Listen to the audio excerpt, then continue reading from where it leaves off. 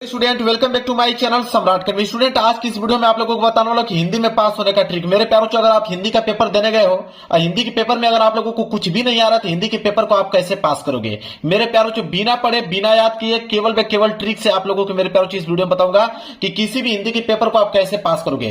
100% guarantee, teacher खुश होकर पूरा का पूरा नंबर देगा और कभी जिंदगी में आप लोग फेल नहीं होगी, इस बात का दावा करता हूं। मेरे प्यारों, देखिए आपके पास कुछ नहीं रहेगा। अगर आपकी तैयारी 0% है मेरे प्यारों और एग्जाम देने पहुंच गए हो और आपके पास मेरे प्यारों से यहाँ पे पेपर आ गया। देखिए मेरे पास 2026 बोर्ड का पेपर है हिंदी का, और ये हिंदी का पेपर आ गया आप लोगों के पास, और हिंदी का पेपर में बिल्कुल तैयारी आप लोगों के पास नहीं है, तो हिंदी के पेपर को आप कैसे पास करोगे मेरे प्यारों कि आपको कम से कम मेरे प्यारों ओवरऑल अगर हम बात करें तो 100 में कम से कम आप लोगों को 70 से लेकर 75 नंबर मिल पाए। आज की इस वीडियो में यही आप लोगों को बताना कि कोई भी हिंदी का पेपर आ जाएगा उसको कैसे आप पास करोगे। सबसे पहला जो काम आप लोगों को करना है मेरे प्यारों वो है आप लोगों का रोल नंबर। सबसे पहला काम ये करना है कि अनुक्रमांक और यहाँ पे नाम अपना यहाँ पे लिख देना है सही सही। और मेरे पास देखिए ये हिंदी का पेपर है और हिंदी के पेपर को मैं खुद बोर्ड एग्जाम की कॉपी पे सॉल्व करके दिखाने वाला हूं बिना कुछ याद किए। केवल मेरे पास जो आपके पास पेपर रहेगा, आपके पास 2 पेन रहेगा और साथ ही साथ एक स्केल रहेगा मेरे प्यारों। इसी के सहायता से आप पूरा का पूरा हिंदी के पेपर को सॉल्व कर पाओगे मेरे प्यारों। एग्जामिनर आपको 70 से लेकर 75 नंबर दे देगा पूरा 100 में। तो चलिए देखते हैं। सबसे पहला अगर हम बात करें मेरे प्यारों तो थोड़ा सा बस आप लोग समझ लीजिए, थोड़ा सा बेसिक चीजें हैं। जैसे मान लीजिए कि ये क्लास 10th है, ठीक है, और ये क्या है आपका क्लास 12th है। थोड़ा सा बेसिक चीज है उसको समझ लीजिए मेरे प्यारों। तो क्लास 10th में मेरे प्यारों जो हिंदी का पेपर आता है, तो क्लास 10th में जो हिंदी का पेपर आता है वो आता है 70 नंबर का, और क्लास 12th में जो हिंदी का पेपर आता है मेरे प्यारों वो आता है 100 मार्क्स का। इस बात को जानते हो आप मेरे प्यारों। इसमें 70 नंबर का इसलिए आता है क्योंकि इसमें प्रैक्टिकल के नंबर जुड़ते हैं। इसमें जो होता है मेरे प्यारों प्रैक्टिकल के नंबर 30 नंबर जुड़ते हैं, तो ये तो फ्री में ही आपको मिलने वाला है स्कूल के द्वारा। स्किल के द्वारा आपको फ्री में 30 नंबर मिल जाएगा। सिर्फ 70 में मेरे प्यारों आपको 50 नंबर लाने की जरूरत है। 50 और 30 मिलकर टोटल हो जाएंगे 80 नंबर। और यहाँ पे क्लास 12th वाले बच्चे टोटल 100 नंबर का पेपर होता है। आप यकीन मानिए कि 100 में आप मेरे प्यारों 70 से लेकर 75 नंबर आप बिल्कुल आसान से ला पाओगे, चाहे आपको याद हो चाहे ना याद हो। इस बात की गारंटी लेता हूं मेरे प्यारों। तो यह था कुछ बेसिक पॉइंट। और मैं आपको बता दूं कि जो हिंदी का पेपर होता है मेरे प्यारों वो 2 भागों में बटा होता है। अब 2 भागों कौन कौन से हैं देखिए, एक होता है सब्जेक्टिव प्रश्न, एक होता है ऑब्जेक्टिव। तो एक ऑब्जेक्टिव होता है और एक सब्जेक्टिव होता है। तो ऑब्जेक्टिव प्रश्नों को मैं लास्ट में डिस्कस करूंगा। सबसे पहले मैं सब्जेक्टिव प्रश्नों को डिस्कस करने वाला हूं। ऑब्जेक्टिव प्रश्न का एक ऐसा ट्रिक बताऊंगा कि वो 100% मेरे प्यारों वर्क करता है। और कम से कम मेरे प्यारों अगर हम बात करें, अगर 20 नंबर का ऑब्जेक्टिव है तो कम से कम आप मेरे प्यारों 12 से लेकर 13 नंबर क्वेश्चन आप आसानी से उस ट्रिक की मदद से आप सॉल्व कर पाओगे। तो आपका मेरे प्यार यहां से ऑब्जेक्टिव क्वेश्चन निकल जाएगा। लास्ट में इसको बताऊंगा। सबसे पहले हम लोग देखेंगे यहाँ पे सब्जेक्टिव प्रश्न को। देखिए मेरे प्यार सब्जेक्टिव प्रश्न आप लोगों का यहां से स्टार्ट है। खंड ब, और खंड ब में दिया हुआ है वर्णात्मक प्रश्न मेरे प्यारों। सबसे पहला जो काम करना है वो बात मेरा नोट कर लेना। सबसे पहले स्केल की सहायता से अंडरलाइनिंग कर लेना। ये डबल अंडरलाइनिंग करके लेके आया ना, तो यहाँ पे जिसे हसिया बोलते हैं हिंदी में, तो आप लोगों को हसिया खींचना, मैं ऑलरेडी खींच के लेके आया हूं। जब हसिया आप लोग खींच लोगे तो सबसे पहला जो काम करना है मेरे प्यारों वो होता है रोल नंबर। आपको हर एक पेज पे यहाँ पे रोल नंबर लिखते चलना है। रोल नंबर इसलिए लिखना है ताकि आपकी कोई भी कॉपी जो मेरे प्यारों बदल ना पाए। अब आपने रोल नंबर हर एक पेज पे आपको लिखना है। इसके बाद आपको हेडिंग डालनी है। जैसे खंड ब है तो आप यहाँ पे हेडिंग डालोगे खंड ब। अब ये मेन हेडिंग हो जाएगी आपकी खंड ब। ये हेडिंग हो गया खंड ब। स्केल की सहायता से इसके नीचे कर दीजिएगा मेरे प्यारों अंडरलाइनिंग। अब मेरे प्यारों वर्णात्मक प्रश्न कर रहे हो तो एक लाइन का गैप छोड़ना है, इस बात को नोट कर लो। एक लाइन का गैप छोड़कर तब जाके नीचे आप डालोगे यहाँ पे वर्णात्मक प्रश्न। क्या डालोगे? वर्णात्मक प्रश्न डालोगे। पेपर में लिखा हुआ है वर्णात्मक प्रश्न, वही चीज आपको नोट करना है। यह नहीं है कि वर्णात्मक प्रश्न आपको याद करना है। पेपर में लिखा हुआ मिलेगा आपको वर्णात्मक प्रश्न। अभी मैंने दिखा भी देता हूं आप लोगों को। देखिए खंड ब वर्णात्मक प्रश्न, ये 2 पॉइंट लिखा है। इन्हीं दोनों पॉइंट को मैंने यहाँ पे क्या किया, नोट करना है। कर दोगे, इतना काम आपको हो गया। अब प्रश्न संख्या मान लीजिए 21 कर रहे हो यहाँ से, तो प्रश्न संख्या 21 कर रहे हो तो सबसे पहले प्रश्न उत्तर डालना बहुत ही ज्यादा कंपलसरी है। तो एक लाइन का गैप छोड़कर आप यहाँ पे डालोगे प्रश्न उत्तर संख्या। यहाँ पे हेडिंग बनाओगे। देखिए हेडिंग बिल्कुल सही सही आपको डालना है। आप आंसर गलत लिखो कोई दिक्कत नहीं है, लेकिन हेडिंग इसका बिल्कुल सही सही होना चाहिए। तो प्रश्न उत्तर संख्या क्या डालोगे यहाँ पे 21। इसके बाद स्केल की सहायता से इसके नीचे करना है आप लोगों को अंडरलाइनिंग। तो प्रश्न उत्तर संख्या 21 हो गया। अब जब प्रश्न उत्तर संख्या 21 पढ़ोगे मेरे प्यारे बच्चों, तो बोला है कि निम्नलिखित में से एक गद्यांश पर आधारित सभी प्रश्नों को उत्तर दीजिए। तो आप यहाँ बोला है कि निम्नलिखित में से किसी एक गद्यांश पर आधारित सभी प्रश्नों के उत्तर दीजिए। मतलब कि 2 गद्यांश दिया हुआ है। देखिए, एक क वाला दिया गया है और क वाला कह रहा है कि अगर नहीं करना आप चाहते हैं तो अथवा करके यहाँ पे आपको ख वाला दिया गया है। दोनों में से कोई एक ही आपको करना है, इस बात को आप नोट कर लो। और ये जो गद्यांश मेरे प्यार जो 6 नंबर के लिए पूछा गया है, ठीक है, ये हाई स्कूल का पेपर है। इंटर वाले में मेरे प्यार जो यहाँ पे 10 नंबर का पूछा जाता है गद्यांश, इस बात को ध्यान में रखिएगा। तो देखिए, गद्यांश हल करने का दोनों में एक ही ट्रिक है। अब गद्यांश हल करने की अगर हम बात करें तो मान लीजिए अगर आप क करने वाले हो तो क का आंसर नहीं मालूम है तो कैसे इसको करोगे। तो क करने वाले हो तो सबसे पहले यहाँ पे लिखोगे क लिखने के बाद यहाँ पे इस तरह डालोगे संकेत। संकेत बहुत ज्यादा कंपलसरी, मेरे पास इस बात को नोट कर लेना।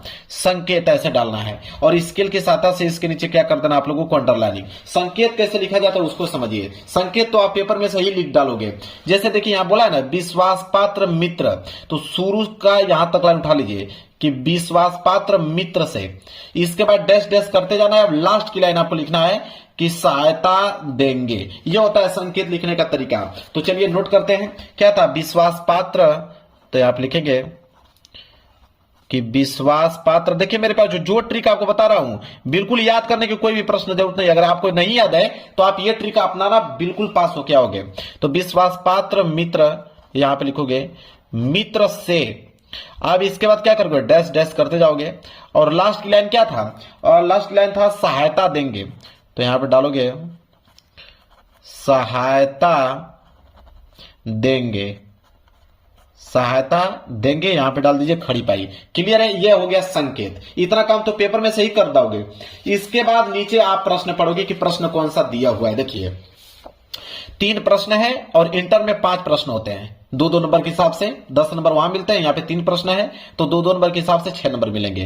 तो पहला प्रश्न क्या है कि उपयुक्त गद्यांश का संदर्भ लिखिए। अब मेरे प्यारे जो संदर्भ लिखने की बात किया, संदर्भ में 2 ही चीज मेन पॉइंट होता है। एक होता है आपका पाठ का नाम कि किस पाठ से लिया गया है, और एक होता है आपका लेखक का नाम कि इसके लेखक कौन है। मेरे प्यारे जो गद्यांश में जब गद्यांश का संदर्भ लिखोगे तो यही 2 चीज मेन होता है, पाठ का नाम और लेखक का नाम। अब कैसे लिखना है आपको संदर्भ, ये समझिए। अगर पाठ का नाम न मालूम हो और लेखक का नाम न मालूम हो तो आप इसका आंसर कैसे लिखोगे, संदर्भ इसका कैसे लिखोगे, देखिए ध्यान दीजिए। तो सबसे पहले आप कर रहे हो पहला वाला प्रश्न, तो एक लाइन का गैप छोड़ना है, यहाँ पे डालना है पहला वाला प्रश्न। इसके बाद संदर्भ कर रहे थे तो आपको हेडिंग बनानी पड़ेगी, यहाँ पे संदर्भ। ये हो गया मेन हेडिंग संदर्भ। संदर्भ लिखने का तरीका क्या होता है वो चीज समझिए। गद्यांश है ना, तो गद्यांश का संदर्भ कैसे लिखा जाता है उसको समझिए।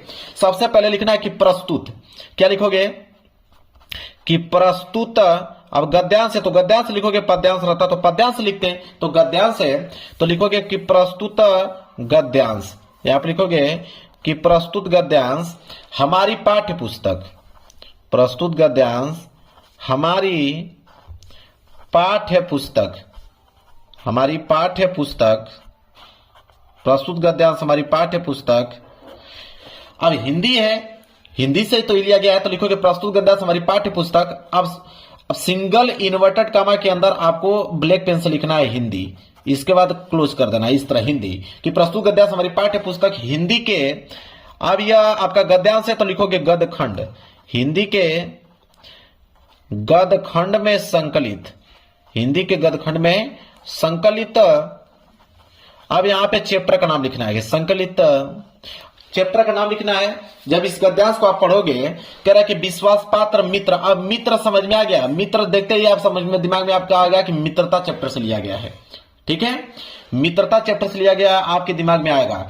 अब मैं आपको बताता हूं, तो आप यहां पे लिखोगे मित्रता। अब बहुत सारे बच्चों का कमेंट आएगा कि सर अगर हमको नहीं मालूम रहेगा कि मित्रता चैप्टर से लिया गया तब क्या करेंगे हम लोग, तब कौन सा ट्रिक लगाएंगे। ये तो आपने बताया कि याद हो जाएगा आपको कि मित्रता चैप्टर से लिया गया है, और कोई दूसरा चैप्टर से लिया रहेगा तो हम कैसे मालूम करेंगे। आप समझिए, तो आप लिखोगे कि प्रस्तुत गद्यांश हमारी पाठ्य पुस्तक हिंदी के गद्यखंड में संकलित। आपको मालूम हो गया कि मित्रता, तो आप मित्रता लिख दोगे। अगर नहीं मालूम चलता कि मित्रता चैप्टर से लिया गया है तो आपकी किताब में जो भी चैप्टर का नाम अगर आपको मालूम है, मान लीजिए ममता चैप्टर है तो ममता चैप्टर का नाम लिख दीजिए। इससे तू न गई मेरे मन से, उस चैप्टर का नाम है तो उस चैप्टर का नाम आप यहां लिख दीजिए। मतलब किसी भी चैप्टर का नाम मालूम है उस चैप्टर का नाम यहां पे आप लोगों को लिख देना है। ठीक है, तो आप लिखोगे गद्यखंड में संकलित मित्रता नामक पाठ से लिया गया है, मित्रता नामक पाठ से लिया गया है, लिया गया है। जिसके लेखक, इसके बाद लिखोगे जिसके लेखक, अब लेखक का नाम लिखना है। तो आपको मालूम होगा कि मित्रता चैप्टर को जो लिखे हैं आचार्य रामचंद्र शुक्ल जी लिखे हैं, ठीक है। तो यहां पे लिखोगे जिनके लेखक आचार्य रामचंद्र शुक्ल। अगर नाम मालूम चले तब क्या करोगे, तो आप मेरे प्यारे किसी का भी नाम लिख दीजिए। आपका मन कर तो डॉक्टर राजेंद्र प्रसाद लिख दीजिए, जयशंकर प्रसाद लिख दीजिए, भारतेंदु हरिश्चंद्र जी लिख दीजिए, ठीक है, बिहारी लाल जी लिख दीजिए। तो जो भी आपको नाम मालूम है उसको लिख दीजिएगा, ठीक है। ऐसे लिख देना है जिसके लेखक आचार्य रामचंद्र शुक्ल जी हैं। लो भाई, ये आप लोगों का क्या जो है संदर्भ यहाँ पे बिल्कुल कंप्लीट हो गया। इतना चीज आपको समझ में आ गया। अब दूसरा प्रश्न अगर आपको करना है, दूसरा प्रश्न है कि गद्यांश के रेखांकित अंश की व्याख्या कीजिए। तो रेखांकित अंश की व्याख्या करना है तो एक लाइन का गैप छोड़ दीजिएगा और यहाँ पे दूसरी हेडिंग डाल लीजिए, क्या, रेखांकित अंश की व्याख्या। यह हो जाएगा आपका रेखांकित अंश की व्याख्या। ये हो गया मेरे प्यारे बच्चों रेखांकित अंश की व्याख्या। अब इसके नीचे स्केल के साथ अंडरलाइनिंग कर दीजिएगा। रेखांकित अंश की व्याख्या जब भी कर रहे हो तो एक पॉइंट आप याद कर लो, शुरू का लाइन आप लिखोगे कि लेखक कहते हैं कि, ये पॉइंट आप याद कर लो, लेखक कहते हैं कि, लेखक कहते हैं कि, लेखक क्या कहते हैं। अब समझिए जहां तक अंडरलाइन किया गया होगा कि विश्वास पात्र मित्र से बड़ी रक्षा रहती है, जिसे ऐसा मित्र मिल जाए उसे समझना चाहिए कि खजाना मिल गया है। विश्वास पात्र मित्र जीवन की एक औषधि है। अब मेरे प्यारे बच्चों जब इसे पढ़ोगे कि विश्वास पात्र मित्र से बड़ी रक्षा रहती है, अब यहां से लेकर आए वाली जो लाइन यहां तक दिया हुआ है इसको आपको नोट करना, जो दिया है सेम टू सेम आप वो लाइन यहां पे नोट कर लेना। फिर लिखना है यहाँ पे कि लेखक ये बताते हैं कि विश्वास पात्र मित्र जो होता है वह हमारी रक्षा करता है, वो हमारी बातों के इधर उधर नहीं करता है, वो हमारी सहायता करता है, हमें आगे बढ़ने में अग्रसर करता है। विश्वास पात्र मित्र जीवन का यही तो आश्रय है कि अगर आपका विश्वास पात्र मित्र मिल जाए तो आप पे विश्वास करेगा, आपको सही मार्ग ले जाएगा। तो अपने तरीके से आपको यहाँ पर उस चीजों को एक्सप्लेन कर देना है। जब एक्सप्लेन कर दोगे फिर अगली लाइन क्या लिखोगे उसको समझिए। अगली लाइन लिखोगे कि जिसे ऐसा मित्र मिल जाए उसे समझना चाहिए कि खजाना मिल गया है। अब सेम टू सेम यही लाइन यहां से लेकर यहां तक उतार देना है, सेम टू सेम जो लाइन दिया है वही लाइन उतार दो। फिर इसके बाद उसके बारे में कुछ ना कुछ अपने समझाओ कि लेखक ये कहते हैं कि अगर ऐसा मित्र अगर आपको मिल जाएगा तो आपको यह समझना चाहिए कि खजाना मिल गया है, वो किसी खजाने से कम नहीं होता है ऐसा मित्र। इस तरह उसमें एक्सप्लेन करके थोड़ी चीजें आपको यहाँ पे जोड़ देना है। इसके बाद क्या लिखोगे अगली लाइन कि विश्वास पात्र मित्र जीवन की एक औषधि है। अब वही जो लाइन बोला सेम टू सेम वो लाइन उतार लीजिए, उसके बारे में अपने तरीके से समझा। लेखक ये कहते हैं कि जिस प्रकार अगर बुखार होने पे औषधि काम आती है, उसी प्रकार मेरे प्यारों अगर गलत मार्ग पे जाऊंगा तो मेरा मित्र जो है मुझे सही मार्ग पे ले जाएगा, तो वह जो है बिल्कुल औषधि के काम करेगा मेरा मित्र। इस प्रकार बनाकर आप एक्सप्लेन कर लो। देखो 4-5 लाइन में इसका रेखांकित अंश की व्याख्या हो गया कि नहीं, बिल्कुल ऐसे व्याख्या करना है आप लोगों को। एक लाइन उतारा उसके बारे में लिखो, फिर अगली लाइन उतारो उसके बारे में लिखो। ऐसे करके रेखांकित अंश की व्याख्या पूरा कर सकते हैं। क्लियर है मेरे प्यारे बच्चों। अब जब पेज भर जाए तो आप यहाँ पे PTO पेज टर्न ओवर लिखकर पेज को मेरे प्यारे बच्चों यहाँ पे आपको पलट देना है। ये पेज लो, पेज को हमने पलट दिया। इसके बाद मेरे प्यारे बच्चों एक प्रश्न और बचा है कि लेखक ने विश्वास पात्र मित्र की तुलना किससे और क्यों की है। ठीक है, तो आप लिख देना मेरे प्यारे बच्चों कि लेखक ये कहते हैं कि विश्वास पात्र मित्र की तुलना वो जो है औषधि से किए हैं। ठीक है, वो खजाने की तरह काम करता है और हमारे जीवन में मित्र जो होता है मित्र का बहुत कीमती होता है। उसकी मतलब मौजूदगी में हम सुरक्षित रहते हैं, वो औषधि की तरह काम करता है, हमें गलत रास्ते पे नहीं ले जाता है। उसके जो भावनात्मक विचार होते हैं वो हमें बताता है, सही मार्ग पे मुझे ले जाता है, गलत काम करने से हमें रोकता है।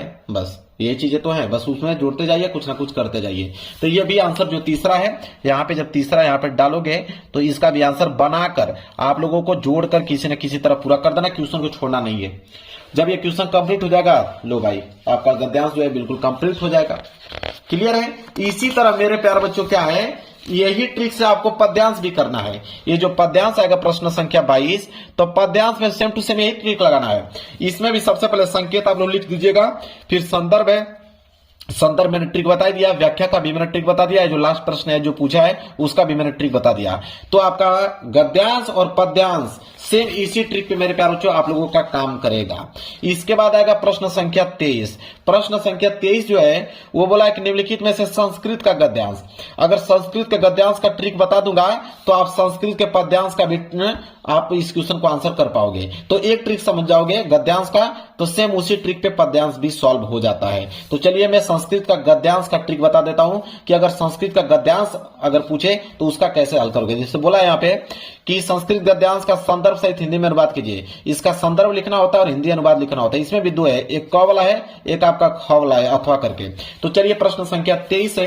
तो सबसे पहले आप क्या करोगे, हेडिंग डालोगे कि प्रश्न उत्तर संख्या 23। देखिए लिखोगे प्रश्न उत्तर संख्या 23 है, तो आप लिखोगे प्रश्न उत्तर संख्या 23 का मेरे प्यार क कर रहे हो तो आप लिखोगे क के बाद आप यहाँ पे लिखोगे संकेत लिखना मेरे प्यार आप लोगों को बता ही दिया हूं। संकेत लिखने का ट्रिक यह है कि शुरू के कुछ लाइन यहां तक लिख दीजिए, वाराणसी सुविख्यात तक लिख दीजिए यहां तक, इसके बाद डैश डैश करते जाइए और लास्ट की लाइन क्या है मेरे प्यार बच्चों, यहाँ पे बहुप्रसंति, इसको यहाँ पे लिख दीजिए। ये हो गया संकेत का काम करेगा। इसके बाद मेरे प्यार इसमें दो ही चीज बताना होता है, एक संदर्भ एक हिंदी में अनुवाद। तो पहली हेडिंग यहाँ पे डालोगे संदर्भ, ठीक है। इसमें दो ही चीज बताना होता है, संदर्भ और एक होता है हिंदी अनुवाद। तो संदर्भ यहाँ पे नोट कर लिया और नीचे यहाँ पे लिख दोगे हिंदी अनुवाद, दो ही चीज लिखना होता है। तो देखिए संदर्भ में मेरे प्यारों इसमें यह होता है, संस्कृत के गद्यांश में सिर्फ यह बताया जाता है कि किस चैप्टर से लिया गया, इसके लेखक का जिक्र नहीं होता है संस्कृत के गद्यांश में, इस बात को नोट कर लीजिएगा। तो जब आप पढ़ोगे तो देखिए वाराणसी सुविख्यात प्राचीन नगरी, तो आपको समझ में आ गया कि वाराणसी चैप्टर से लिया गया है, ठीक है। इसी तरह मेरे प्यारों जब आप पढ़ोगे दूसरा कोई, जैसे यहाँ पे है कि मानव जीवन से संक्रमण संस्कृति, इसमें आपको समझ नहीं आ रहा है कि किस चैप्टर से लिया गया है, तो आप लिख लीजिए कि मानव जीवन से चैप्टर से लिया गया है, ठीक है। ऐसे आपको यहाँ पे लिखे देखिए मानव जीवन चैप्टर से लिया गया है, यहाँ पे बना सकते हो अस्माक जीवन चैप्टर से लिया गया है, ठीक है। यहाँ पे बना सकते हो अस्माक संस्कृति चैप्टर से लिया गया है। जब आपको नहीं समझ में आएगा तो इस बीच में से कोई भी वर्ड उठा लीजिए, आप उनको कह दीजिए कि इस चैप्टर से लिया गया है। तो जैसे यहाँ पे वाराणसी, तो आप लिखोगे वाराणसी चैप्टर से लिया गया है। तो इसमें लिखोगे, इसका लिखने का तरीका क्या होता है, संदर्भ ये चीज समझिए। इसमें लिखा जाता है इस तरह, लिखोगे कि प्रस्तुत गद्यांश, लिखोगे कि प्रस्तुत गद्यांश हमारी पाठ्य पुस्तक, प्रस्तुत गद्यांश हमारी पाठ्य पुस्तक हिंदी के, पाठ्य पुस्तक हिंदी के, अब ये आपका संस्कृत का गद्यांश है तो आप लिखोगे संस्कृत खंड, हिंदी के संस्कृत खंड के वाराणसी चैप्टर से लिया गया है। तो ब्लैक पेन से लिख दो यहाँ पे कि वाराणसी पाठ से लिया गया है, वाराणसी पाठ से लिया गया है, लिया गया है। इस तरह मेरे प्यारों आपको दिमाग लगाना है। लो भाई हो गया, ये हो गया संदर्भ। हिंदी अनुवाद की अगर हम बात करें मेरे प्यारों तो इसका हिंदी अनुवाद क्या होगा, तो अब जो दिया है यहाँ पे कि वाराणसी सुविख्यात प्राचीन नगरी, मतलब वाराणसी जो है वो प्राचीन काल की नगरी है, इस तरह आपको बनाना है। मतलब वाराणसी बहुत प्रसिद्ध प्राचीन नगरी है। यहाँ पे लिख दीजिएगा कि अब यहाँ पे आपको नहीं समझ में आ रहा था, बस वाराणसी में आप जोड़ते जाइए। क्या जोड़ोगे कि यह जो है यहाँ पे स्वच्छ जल होते हैं, गंगा के किनारे पे यह स्थित है, यहाँ पे उसके वाराणसी पे अनेकों घाट है जो कि रात को बहुत सुंदर दिखने में लगते हैं, ठीक है। और बहुत से लोग यहाँ पे घूमने के लिए आते हैं अलग अलग देशों से, और यहाँ पे उनकी घाटों को देखकर उनकी प्रशंसा करते हैं। बस ऐसे जोड़कर आप 3 से 4-5 लाइन लिख दोगे, एग्जामर समझ में आ जाएगा एग्जामर को कि हाँ आपने इसका हिंदी अनुवाद किया है, पूरा का पूरा नंबर दे देगा आपको, ठीक है। 1 नंबर नहीं काट सकता है। तो जो चीज हम लोग बताएं वही चीज यहाँ पे आपको लिखते जाना है हिंदी अनुवाद में। लो भाई कंप्लीट हो गया ये भी चीजें। इसी तरह संस्कृत पद्यांश करना होगा तो आप यहाँ पे देखिए प्रस्तुत गद्यांश है ना, तो आप लिखोगे प्रस्तुत पद्यांश कि प्रस्तुत पद्यांश हमारी पाठ्य पुस्तक हिंदी के संस्कृत खंड के, अब जिस भी चैप्टर से मान लीजिए ये वाला कर रहे हो, आपको समझ नहीं आया कि किस चैप्टर से लिया गया है, ठीक है। तो यहाँ पे लिख दीजिए कि पंडिता चैप्टर से लिया गया है, चाहे दुर्गामी चैप्टर से लिया गया है, हो गया। इसी में से वर्ड उठा लीजिए कि दुर्गामी चैप्टर से लिया गया है या पंडिता चैप्टर से लिया गया है, ठीक है, जनातीय चैप्टर से लिया गया है। इस तरह आपको बनाकर यहाँ पे संदर्भ लिख दीजिएगा। और हिंदी अनुवाद में भाई यहाँ पे बोला अब तो दुर्गामी साक्षरो न च पंडिता, तो पंडितों के बारे में किया गया तो पंडितों के बारे में कुछ ना कुछ आपको इस तरह लिख देना है, ठीक है। अमुख उनकी प्रशंसा कर देना है, ठीक है। ऐसे आपको करते हुए मेरे प्यारों इसका आंसर लिख देना है। समझ में आ गया आप लोगों को। तो ये हो गया आप लोगों का संस्कृत का गद्यांश और पद्यांश सॉल्व करने का ट्रिक मेरे प्यारों। यहां तक चीजें आपको समझ में आ गया।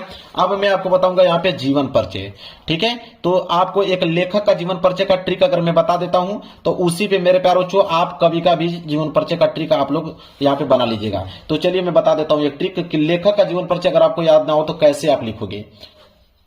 देखिए मेरे पास जो सबसे पहले प्रश्न उत्तर संख्या 26 का क है, तो सबसे पहले जब जीवन परिचय लिख रहे हो तो सबसे पहले आपको हेडिंग डालना है कि प्रश्न उत्तर संख्या, लिखोगे कि प्रश्न उत्तर संख्या 26 का क है तो लिखोगे 26 का क। यहां आपने लिख दिया कि 26 का क। अब इसमें आपको 3 दिया है कि आचार्य रामचंद्र शुक्ल जी, जयशंकर प्रसाद, डॉक्टर राजेंद्र प्रसाद। मान लीजिए आप जयशंकर प्रसाद का लिखना चाहते हो दूसरा, तो आप यहां पे लिखोगे दूसरा। जयशंकर प्रसाद तो आप यहां पे लिख दीजिए कि जयशंकर प्रसाद, ताकि एग्जामिनर को मालूम चल पाए कि हाँ आपने जयशंकर प्रसाद का जीवन परिचय लिखा हुआ है। मेन हेडिंग हो जाएगी आपकी यहाँ पे जीवन परिचय, तो यहाँ पे डालिएगा जीवन परिचय। ये हो जाएगी आपकी मेन हेडिंग जीवन परिचय। सबसे पहला जो काम करना है मेरे प्यारे बच्चों वो होता है संक्षिप्त परिचय।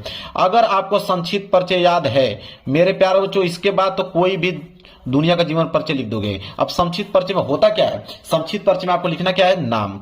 आप यहाँ पे लिखिएगा नाम, और नाम के बाद यहाँ पे लिखिएगा अगला कॉलम जन्म। जन्म के बाद मेरे प्यारे बच्चों यहाँ पे लिखिएगा स्थान, मतलब कि उनका जन्म स्थान कहाँ पे है। इसके बाद यहाँ पे लिख दीजिए पिता का नाम, माता का नाम अगर मालूम है तो माता का नाम यहाँ पे लिख दीजिए। इसके बाद मेरे प्यारे बच्चों यहाँ पे लिख दीजिए कि मृत्यु उनकी कब हुई, और यहाँ पे लिख दीजिए कि रचनाएं उनकी कौन कौन सी हैं। बस इतना पॉइंट अगर आपने लिख दिया काम बन जाएगा। जैसे नाम तो यहीं से मालूम चल जाएगा कि जयशंकर प्रसाद, जयशंकर प्रसाद यहाँ पे। इसके बाद अगर जन्म की बात करें तो जन्म मेरे प्यारों बच्चों इनका हुआ था 1889 ईस्वी में। इस बात को मेरे प्यारों बच्चों नोट कर लो, नहीं मालूम है तो कुछ भी आप लिख सकते हो, कोई दिक्कत नहीं है। स्थान काशी में हुआ था मेरे प्यारे बच्चों। काशी कहां पे पड़ता है, वाराणसी में पड़ता है। वाराणसी इस तरह यहां पे लिख दीजिए वाराणसी में पड़ता है। इसके बाद मेरे पास पिता का नाम क्या था, देवी प्रसाद। अगर न मालूम हो तो किसी भी पिता का नाम यहाँ पे लिख सकते हो, कोई दिक्कत नहीं है। इसके बाद माता का नाम मुन्नी देवी, तो मुन्नी देवी अगर नहीं मालूम है तो किसी भी यहाँ पे किसी भी महिला का नाम यहाँ पे लिख सकते हो, कोई दिक्कत नहीं है। मृत्यु की अगर बात करें 1937 ईस्वी, लेकिन इतना पॉइंट तो अगर याद ही होगा आप लोगों को। रचना की बात करें तो कमाई नहीं, अगर रचना ना मालूम हो तो किसी भी लेखक का रचना अगर आपको याद है तो उनका यहाँ पे मेंशन कर दीजिए, कोई दिक्कत नहीं। कॉपी छोड़ने से बेहतर है कि आपको यहाँ पे कुछ लिख दीजिए, ठीक है।